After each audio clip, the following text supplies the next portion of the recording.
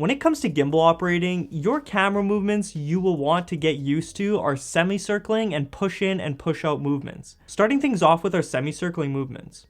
When you're capturing an artist's performance scene, for example at a far distance, making sure they're in frame from head to toe, I start from in front of the artist and semicircle out to the right while the artist is performing the song as a performance scene.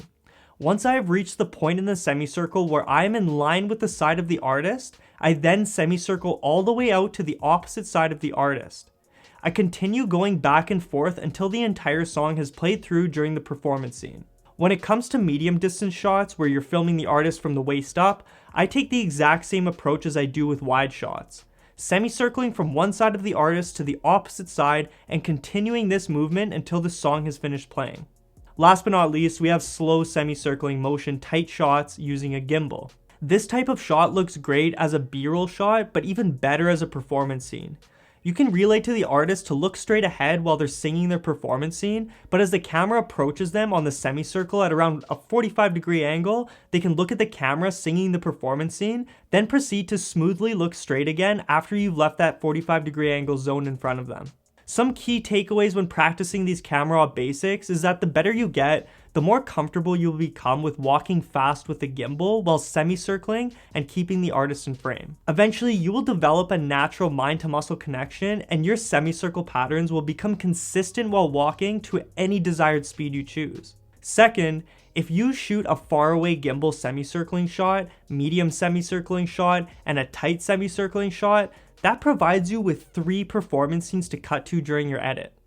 I tend to shoot that far and medium shot in 24 FPS and the tight shot in 60 FPS, so I'm able to use the far and medium shots strictly as performance scenes, and the tight shot at 60 FPS I can choose to use as a performance scene or strip slow motion B-roll shots out of that performance scene, which now gives you 4 types of shots to play around with in post. Lastly, when starting out with the basics of gimbal operating, always try and keep the artist in center frame.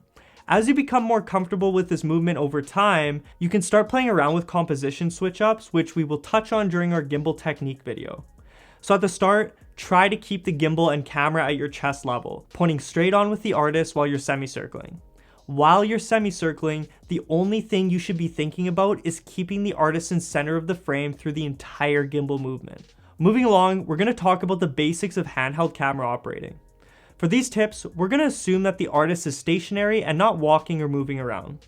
First up, we have handheld shots from further away, filming the artist from head to toe.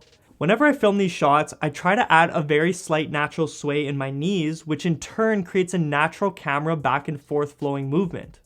My intent when doing this is when I bring this shot into post, I slowly keyframe towards the artist or away from the artist.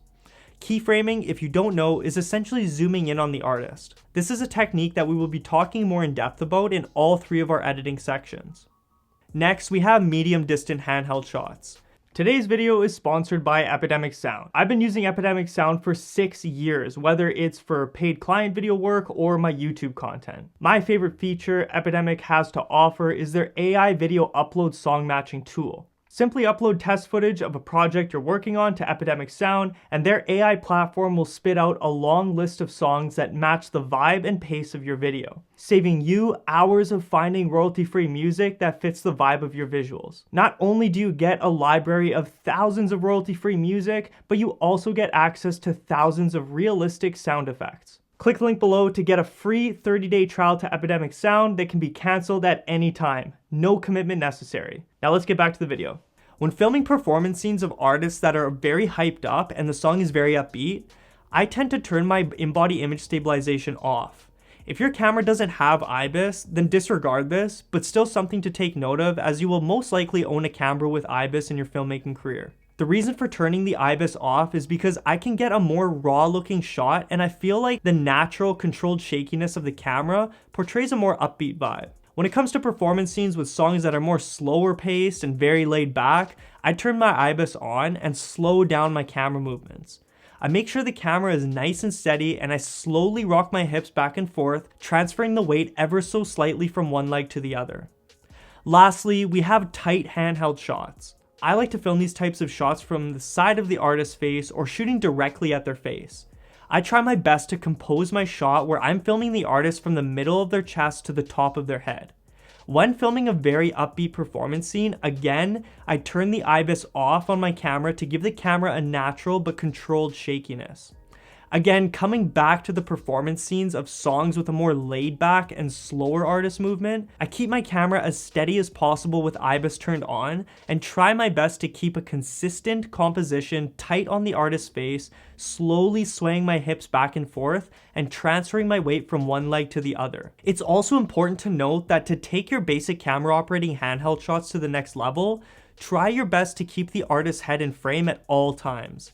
It's very easy to get carried away during these shots and start cutting off the top of the artist's head. A bonus tip for basic camera operating, whether you're using a gimbal or capturing handheld movements, is to always inspect your environment before pressing record.